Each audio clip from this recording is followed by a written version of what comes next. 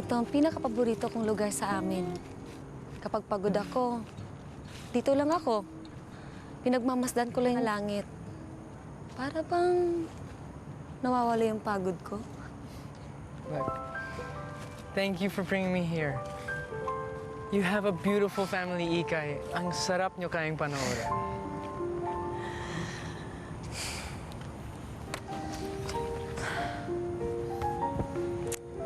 Magkaiba ang tatay namin ni Baby. Pero pareho nila iniwan si nanay. Simula nun, kaming tatlo na lang nagsama-sama.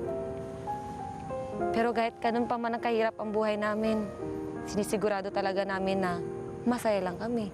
Sama-sama.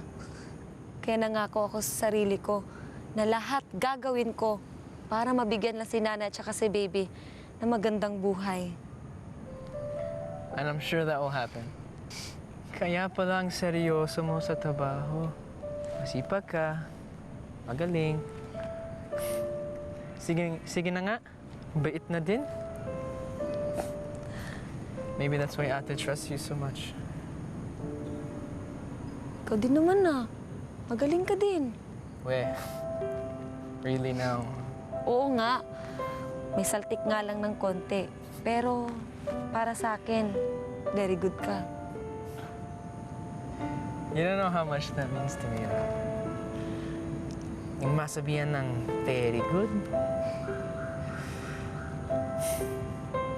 I guess all this time, I just wanted to hear that from my family.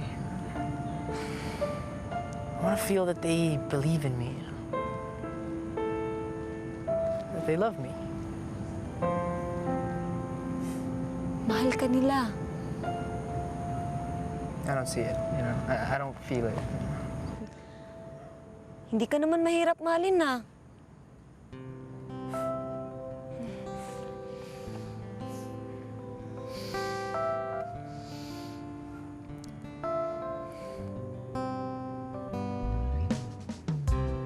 Uy, Shooting star!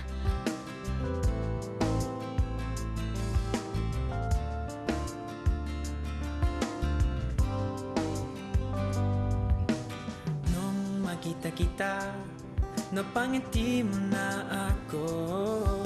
At nang lumapit ka, sinabi mo na gusto mo rin ako. At ngayon, gusto kong sabihin sa'yo ang nararamdaman kong ito.